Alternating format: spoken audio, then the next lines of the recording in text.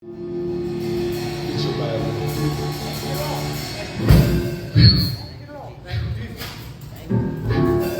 Get your Bible. See, that's what happens. The Bible said they overcame by the blood of the Lamb and by the word of their testimony. And some of us is not allowing God to turn our test into our testimony because we got stuck in the test. I wish you hear me. Today, how y'all feeling on that phone? Y'all all right? They here, Sister Walker. They there. I've been dealing with, over the last week,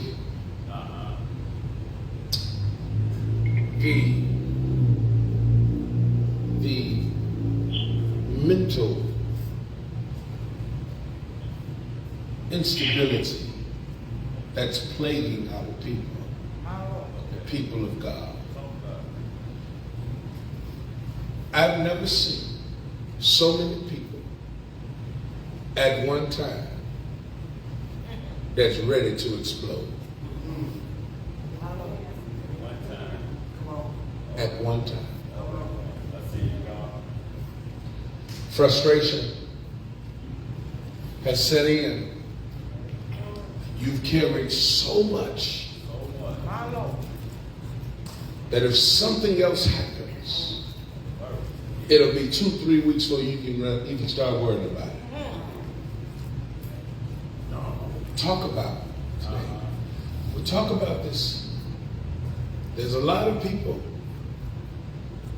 that you know, maybe you yourself, are ticking time bombs.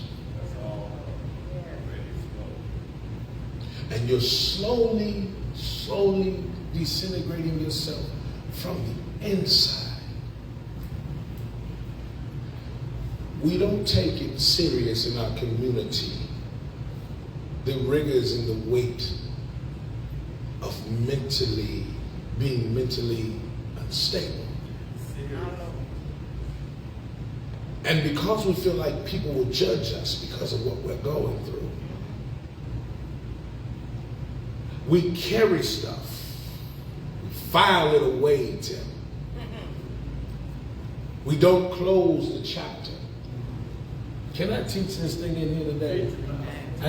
We done shouted, we done had a good time, we done heard testimony. God bless you, Tim. Y'all give him a hand for a testimony. Anytime I hear somebody testify, that's all good with me. I stop what I'm doing because they're telling God's story. That's right. They're keeping God on display. So one day, Timothy, we'll be where you are. No mind telling God's story. Watch this now. And so, last week I told you about a story about a young man who was on the social media platform, and he had taken a gun and he shot and killed his girlfriend. And he was beckoning for the police to come in and kill him. Girlfriend laying down, and then he took a slice of pizza and gave it to his child because he said he didn't want to hurt his child. He was just exhausted and tired of what he was going through. And he says this: some people are going to say I did this over a female, over a woman. He said, but that's not the case. Sheila, he said, I'm not crazy. I'm just not okay. Let me say it again. He said, I'm not crazy. I'm just not okay. And the video that I watched, Sister Cotton, that wasn't the disturbing part to me. What was disturbing is when I went down to read the comments. Thousands of comments. And most of them are agreeing with this young man's sentiments. Most of them agreeing with how this young man was thinking. I'm not crazy. I'm just not okay. And it raised a question in me. How many folk has that same testimony? You're not okay. Oh, we pretend to be. But you ain't okay. Can I teach it a while? I want you to take your Bible and go to Mark 5. Go to the synoptic writings of Mark 5. Never going to talk over your head. I want you to see this because it helps us. I want to release us from some of these mental infractions that got us in this prison. Mark 5. When you got it, say I got it. Mark 5. Put it in the comments, Peaches. Somebody that's watching me, put it in the comments. Mark 5. Mark 5.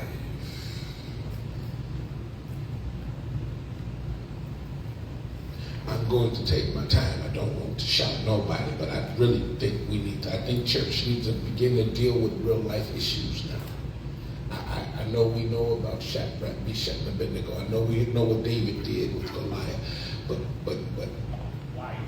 life has to be understood in these instances and in these moments. Mark 5. You got it? Let's look at verse 2. I'm reading from the NIV, though you'll find these words or a variation of the same, predicated on a version that best suits your understanding. It says this. Verse 2 says, when Jesus got out of the boat, a man with an impure spirit came from the tombs to meet him. This man lived in the tombs, and no one could bind him anymore, not even with chains.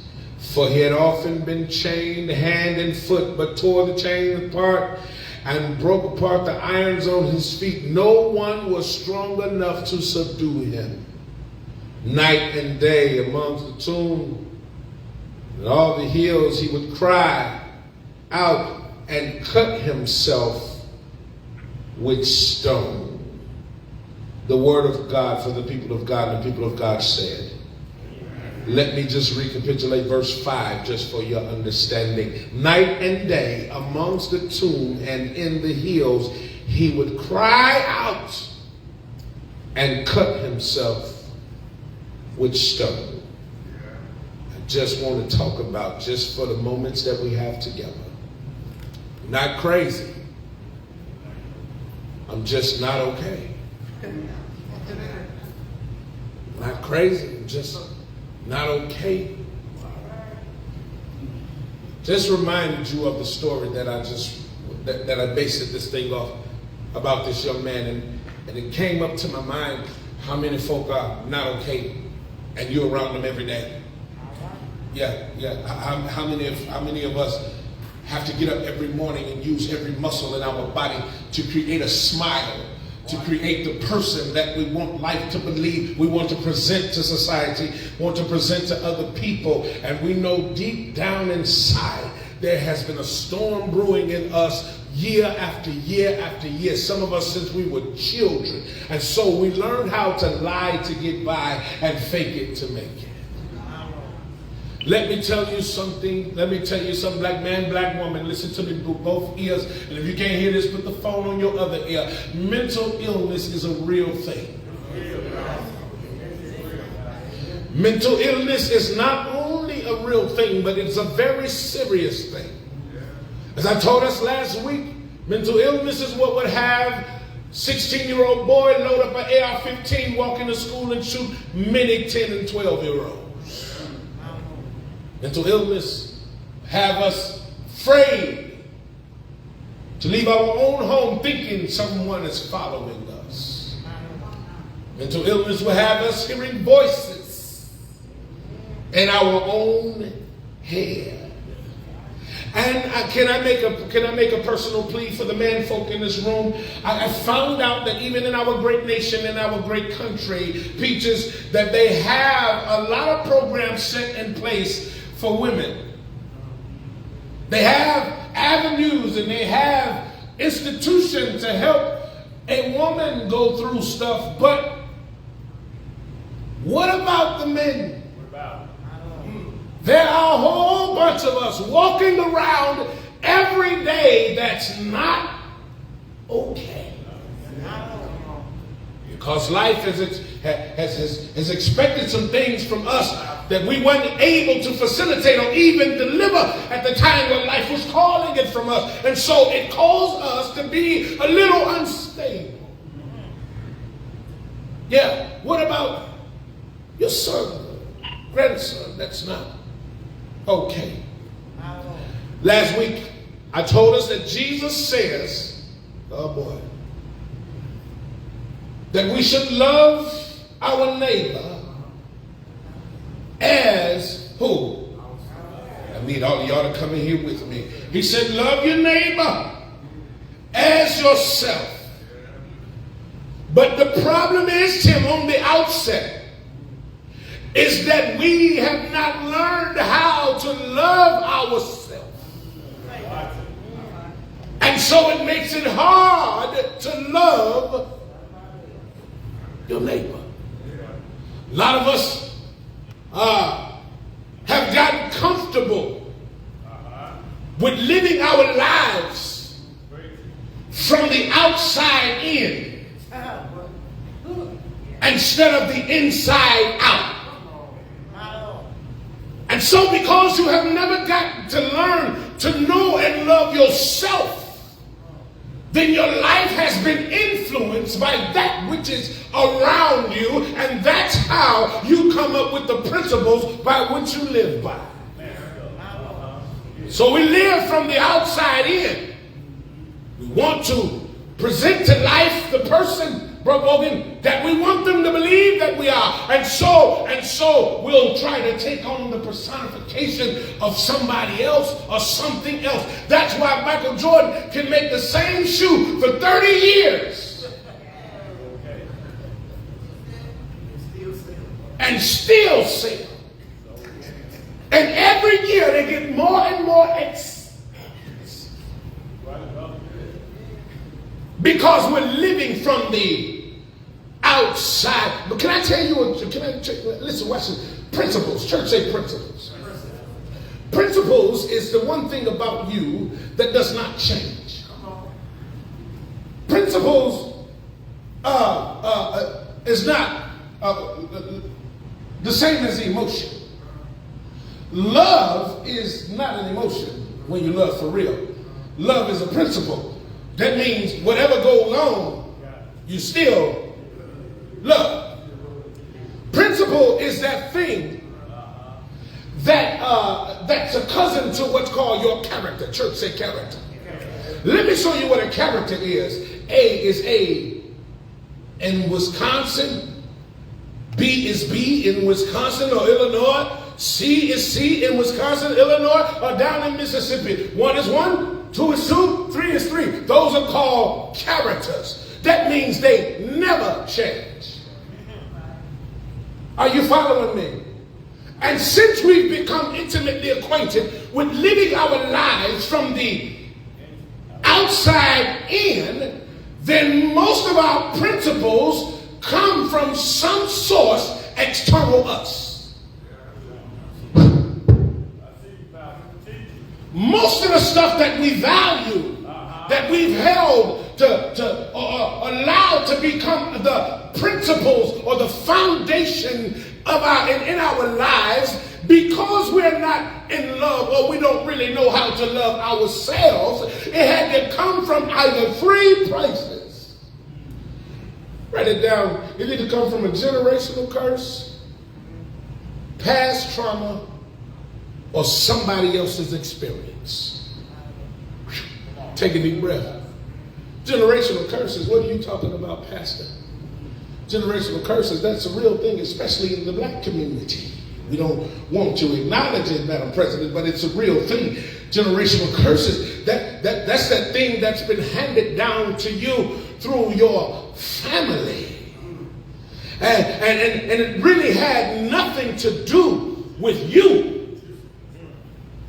And so because you are unsuccessful and trying to implement what was handed down to you in your life, now you're frustrated because it worked for mama and didn't work for you. Well, let me tell you something. That was mama's and them experience. Maybe, just maybe, it was never meant to make it into your life.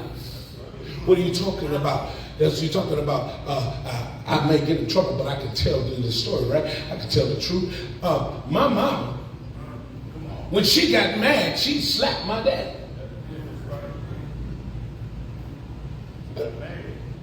When she got mad, my mother, she would slap Joseph Sr. And so because the twins, my mama had 4 girls, because the girls saw mama slap daddy, they went and found somebody when they got old enough to get in a relationship that they could slap. But remember, I told you it may have worked for mama. It ain't gonna work for you. Because you hauled off and slapped this man because of what was passed down through a generation, and he wind up and slapped you back. Now he gets the label. You a woman beater. Y'all hear what I'm telling you? Generational curses. And when you don't figure out how to implement them in your life, it can frustrate you. And so now you file that away where? In your mind. Secondly, the next thing is your past trauma. Something, Sister Walker, that happened in your yesterday that affected you. But because you have not dealt with it, you have now allowed it to infect your today. Oh Lord. Can I preach it? So life never gets real. We never get the real version of you. We get your representative because when the lights go off and the noise is down and the party people go home and you're sitting there stuck with yourself and reality kick back in, and you can declare that with all that I've gone through, I am not okay. And tomorrow I got to get up. I got to get up and I got to do it all over again. So I got to build the person. And can I tell you something? Can I tell you why some of us will submit to keeping past trauma around? Because we feel like if we didn't have it, we would not be significant enough. Some of our past trauma we use to excuse our erratic behavior. Use it. So I asked you last Sunday, if it happened 30 years ago, then why are you still bleeding from it today? It ain't that. You didn't want it to leave. I mean, it wouldn't leave. It said that you didn't want it to. You didn't want it to. You kept it around. Watch this. Oh, Lord Jesus. You kept it around. Somebody told me, I was talking yesterday. And I remember one of the earlier counselings that I had when I first started pastoring some 10 years ago. Met a president, met them, and we were talking. And the husband had a problem. He says, we're married, and my wife won't let me touch her. like a man should touch his wife. Darren, she began to explain her situation. She says it's because when I was little, my uncle, he touched her in a nefarious way, in an ungodly way. He molested this child. What she did, instead of going through the therapeutic measures, taking the proper precaution to make sure that it don't drag on in her life, what she did is she filed it away in her mind. And so now her husband now has to pay for something he didn't order. Listen at me good. So the past drama, although it was justified from her, it was destroying their marriage. Are y'all following what I'm saying? If you allow historical damage that affected you, if you don't get to the point where it's not something that you feel like it's necessary in your life, then where you've been will destroy where you're going. Teach, Reverend. Can I teach it, Rhonda? Am I boring y'all? Now then there's another one. So you get the, when you can't let it, when you can't turn it loose, when you can't seem to get rid of it, what happens is, what you show life is the person that was born out of what you went through. Your trauma gave birth to a new you. And that new you is messed up. That new you don't trust nothing. That new you won't even allow you to enjoy the beauties of life. This is the person that was born out of your trauma. Are you hearing what I'm telling you? And so now watch this. Watch this. Now you can't enjoy life because you a prisoner in your own mind. Let me tell you something else though. Not only are you the prisoner, the only prisoner in your own mind, but you're also the warden. You're also the guard. If you ever have any yard fights with other inmates, the only other inmates that you can fight is the inmate of yourself. You're fighting this internal fight with yourself. Is that making sense? See, we all right? Then there's another one. Watch this. I'm going to get to the text, I promise you. There's another one. That's someone else's experience. Now, Darren, since we've never taken time to love ourselves, we take notes from other people's experiences. We take notes from other people's lives.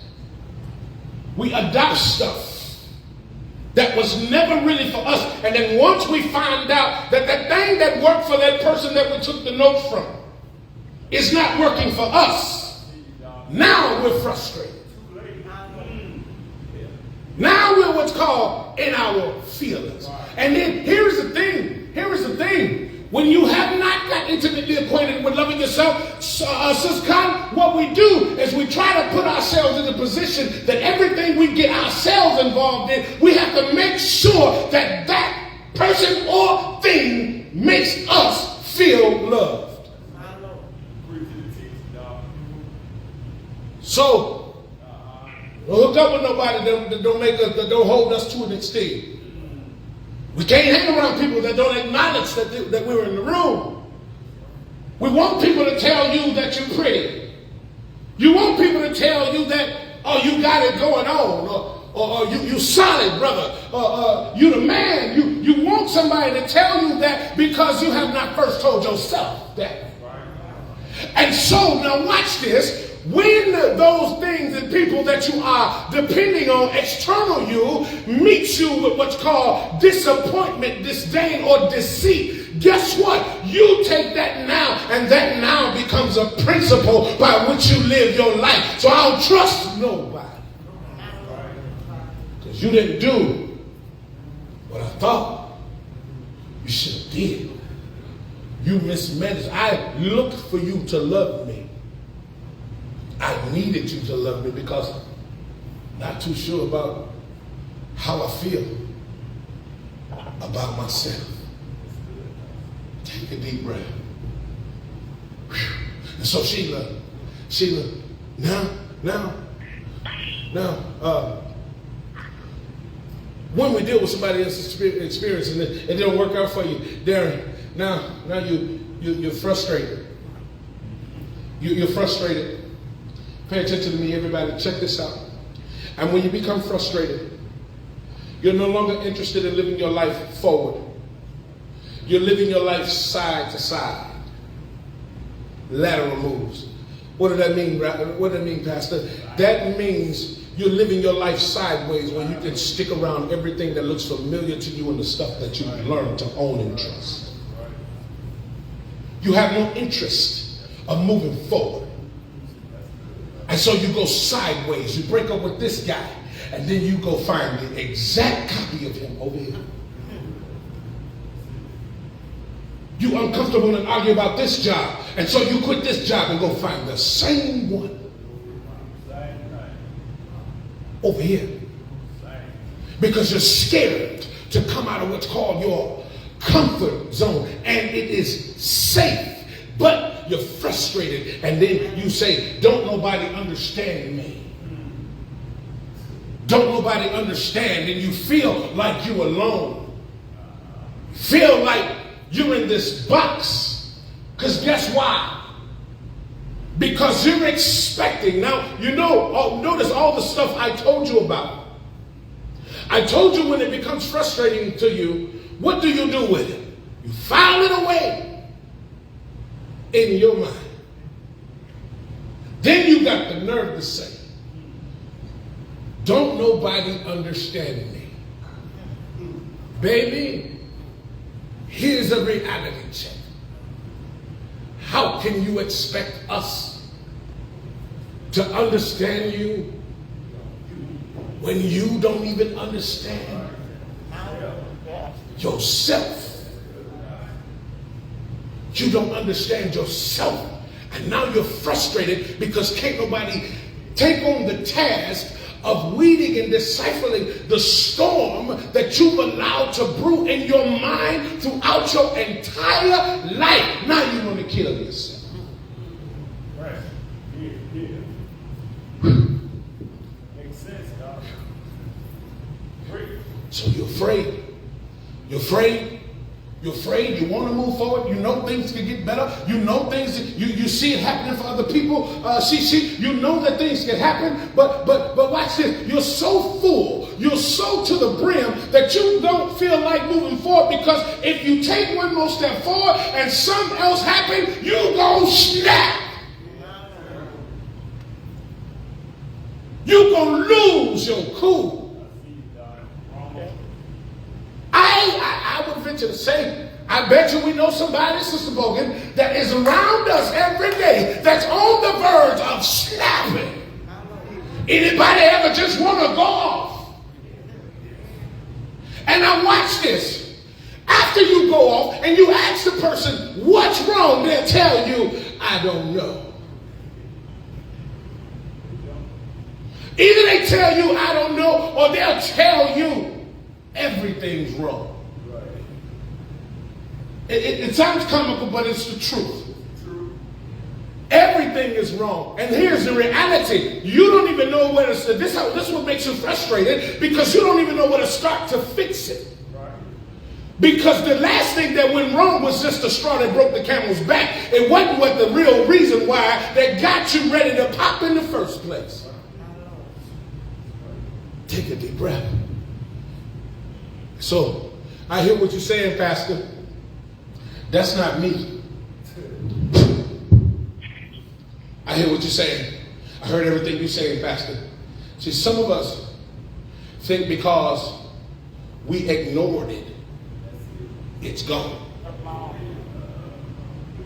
Write this down, please. Ignoring it is not dealing with it. Watch this. Can I tell you what type of person I was? Sister Cotton, I was one of those, when something happened, I was one of those, I'm just going to leave it alone. How many was that person with us? Come on, let's be honest. How many of us was one of those, I'm just going to leave it alone? I ain't going to even deal with it, preachers. I'm just going to leave it alone. But my question is, where did you leave it? The question is, where did you leave it when you left it alone? Can I tell you where you left it when you left it alone? You left it right there in your mind with everything else that has been ailing you all of your life. And so now when it's time to go to bed,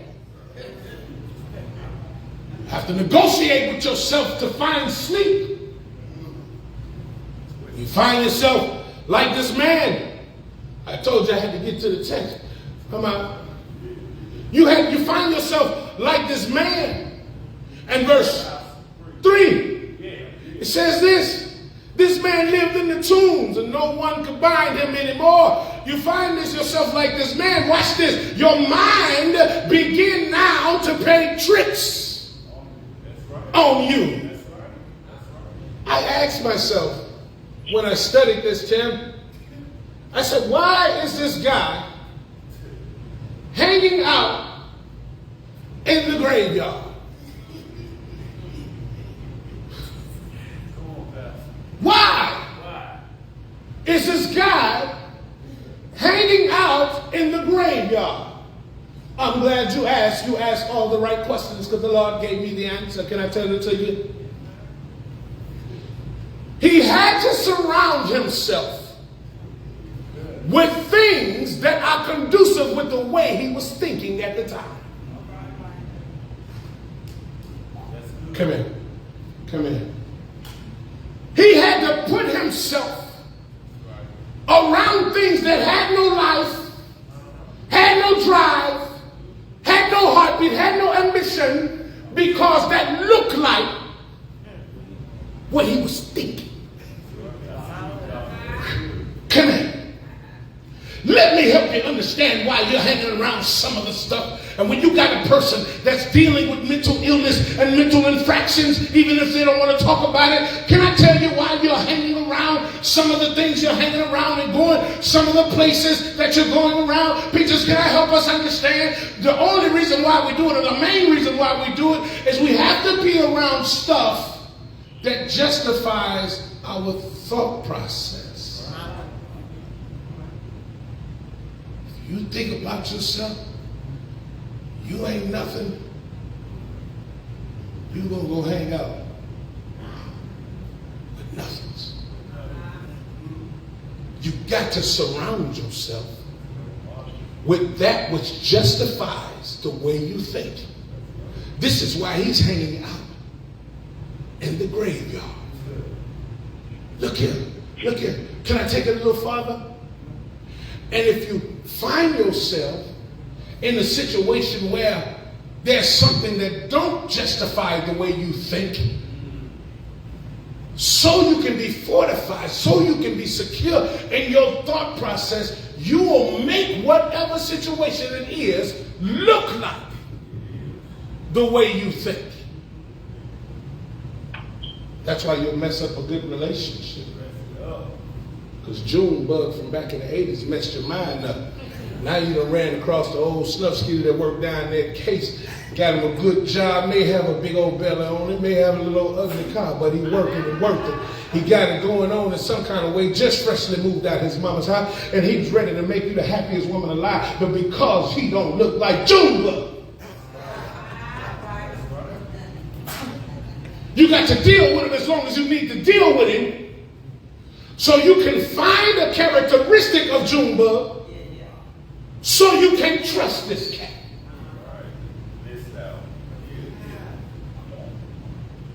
You look for your figments in your surroundings. And if you can't find them, you'll either destroy it, discredit it, or stay away from it.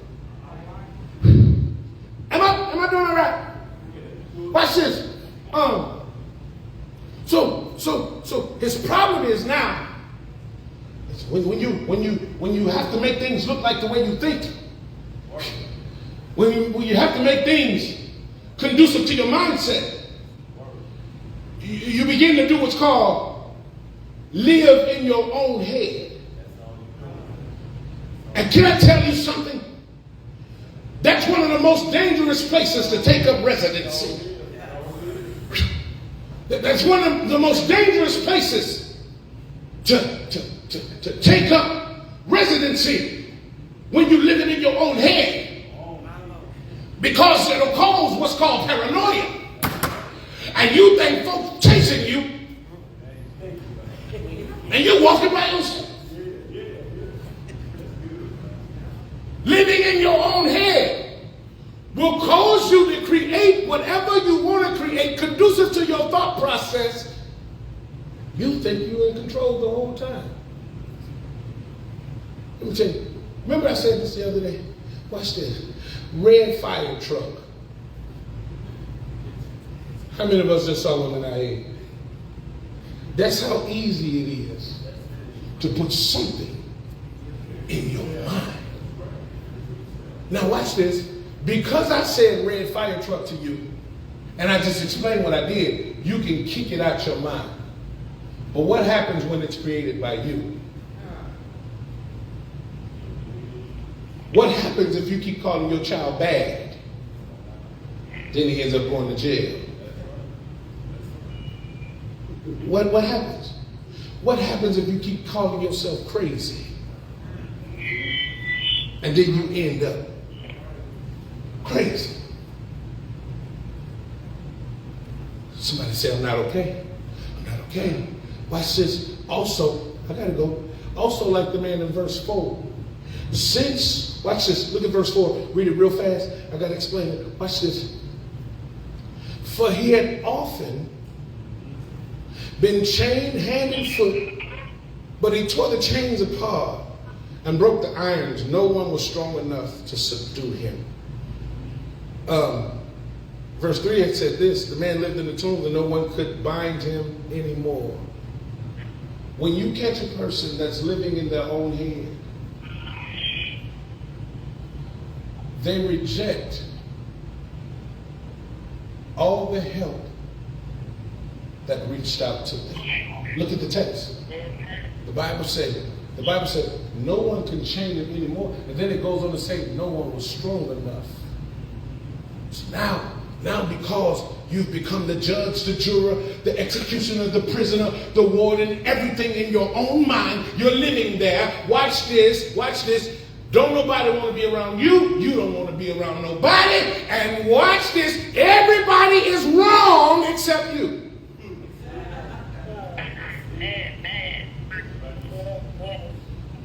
Everybody, don't nobody know how to help you. Because you've kicked everybody up out your space. You've kicked the testimony Tim just said, stood up here and said, should have helped somebody. But when you find a person that is dealing with mental infractions and mental illness, that person is one thing. I told somebody this yesterday. It's one thing to have a mental instability around her and you don't know you have it. That's where it's easier to help you. But when you have one and you don't think, when you have it and you don't think you have it, that person is out of control. They won't be receptive to any help. They don't want to talk to nobody because they don't want nobody in their business. They're not feeling that right now, Sister Cotton. They're not feeling that. They don't need you in their business. They don't need you in their head because they've lived in there so long, they know what everything is, even the stuff that you say, I'm just not going to deal with. And then we got to go. Some of y'all hungry? Watch this. Watch this. Watch this. Some of y'all hungry. We got to go. Finally, and this is what I want to tell you. Finally, I can't finish this. I'm going to finish it next week. We're going to talk about dealing with the root of our issue next week. But finally, like this fella in verse 5. Look at verse 5, everybody. Look at verse 5. Verse 5 says this. Night and day, amongst the tombs and in the hills, he would cry out and do what to himself? Watch this. Here it is. I'm closing it. I told you I'm good. Check this out, Peaches. Whatever the infraction is, whatever this unchecked illness is, these chapters that you have in your life that you put a bookmark in and you never close them up. It's a dangerous person that don't finish nothing. It's dangerous. People are dangerous when they go around their life and they start and they get involved in stuff and they never ever finish it, because what happens is you got a whole lot of open chapters in your life, and it won't be long before chapter 1 runs into chapter 19 and all of it starts to look like chapter 4. Are you hearing what I'm telling you? And you're more dangerous to yourself. Look at this man in the tomb. He's around dead stuff the way he thinks. Can't nobody help him, so he's alone. Are you hearing what I'm telling you? And now he's crying out and he's cutting himself. Wait, you know what that's telling me? Crying out now, that means he's emotional. But cutting himself tells me that his emotion can lead to his physical disfigurement. You want to know why some of y'all stressed? Stress is one of those illnesses that the doctor can't see on his chart. Can't hook you up to ultrasound and see stress. Stress is the silent thing that lurks on the inside of you because something has gotten your attention and now it's affecting you physically. You want to know why some of our blood pressure high? Want to know why diabetes showed up when it did? Because some stuff that you have dealt with, you really haven't dealt with. And so, you put on your eyelashes, you put on your wig and go get your hair lined, and you wash your car every Saturday, and the party always has to be in your house, and we're playing dominoes this weekend. Come on back. Everything has to be centered and surrounded by you. In order for you to deal with the stuff that you ain't dealt with that got you around here wanting to explode. What do you do when it's killing you not to kill you? What do you do when your frustration of not being able to lash out is hurting you worse than anybody in your life? You want to just blink. You want to cut up. Anybody watch this? So what happens is now you're heavy. Oh, you're so heavy. You don't even know how to get out of bed in the morning. You live your life on a routine. and never really experienced the blessings that the Lord has set up for you. Because you're around what you know, and you have to be around the way you think to make you understand. The only way you understand is it has to look like the way you think. And if it don't look like what the way you think, then you don't understand it, and don't nobody understand you, and you alone, and you can't be around nobody. And people just ain't treating me nice. No, if you expect people to treat you nice, you must first learn to treat yourself.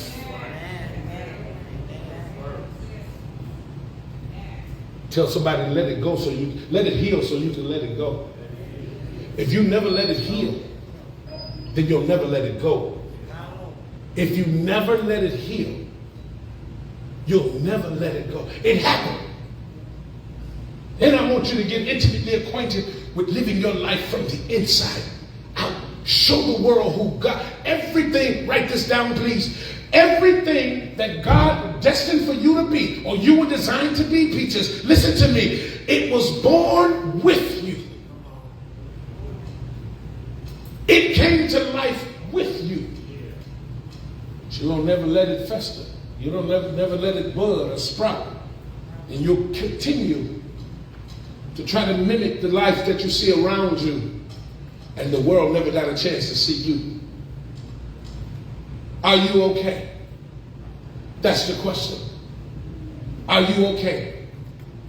Are you committed today with walking away from here and dealing with this stuff? So that one day you won't get up and pull a gun and want to kill everybody around you because nobody understands the person that he don't even understand. I got to get out of here now. But before I leave, I need to ask you a question. And my question is, are you okay? Because if you're not okay, I want to tell you that you still have time to deal with those unclosed chapters in your life. I want to tell you that everything don't need access to your mind and your heart. Are you okay? Because if you're not, I'd like to recommend a man who fixed my mind when I wasn't okay. If you ain't okay, I want to introduce you to the man that told Judas, whatever you gonna do it quickly, because I'm not gonna carry this beyond the cross. Are you okay? If you're not okay, let me recommend the man who went out on Calvary, hung, bled, and died, so you and I can be okay. Somebody listening to me, you're holding a whole lot of stuff. It got you walking around heavier than you want to be. Let it heal so you can let it go. Let it heal so you can let it go. Release it because it's not going to release you if you release it. The Bible says, submit yourself therefore unto God. Resist the devil, and he gonna flee from you. Do I have a witness here? I got to leave, but before I need about 2 people that can testify with me. I said, Reverend, I know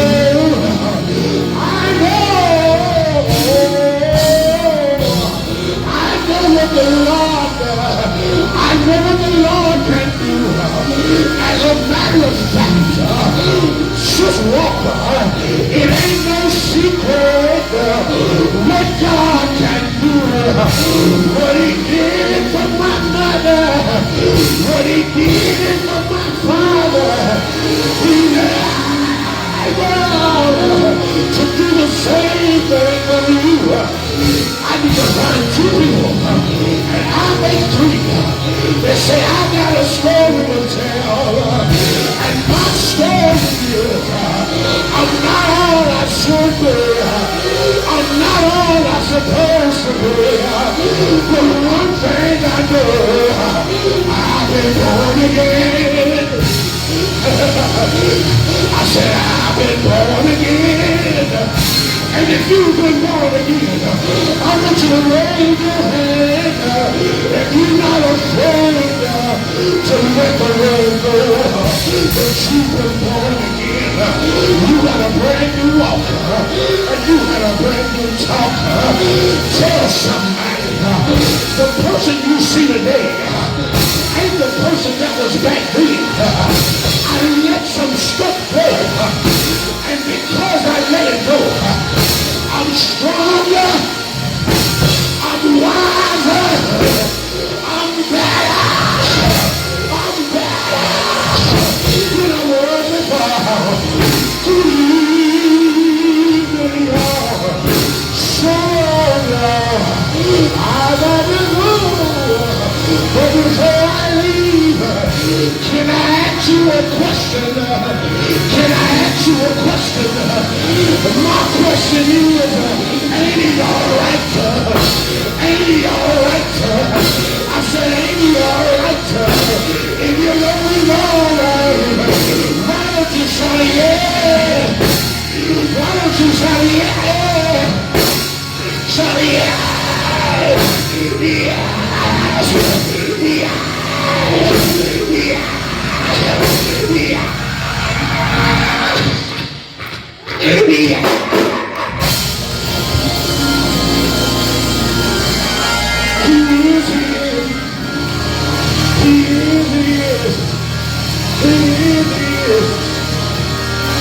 He's alright.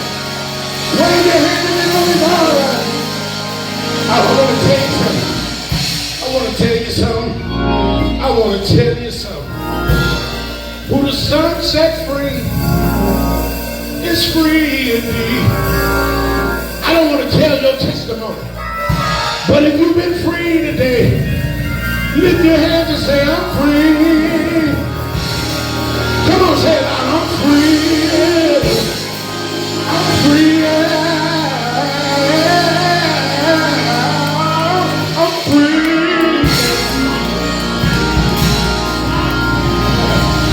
Come on, give him a hand. Come on, come on, give him. Come on, give him. Come on. This job that I have, the world didn't give it to me.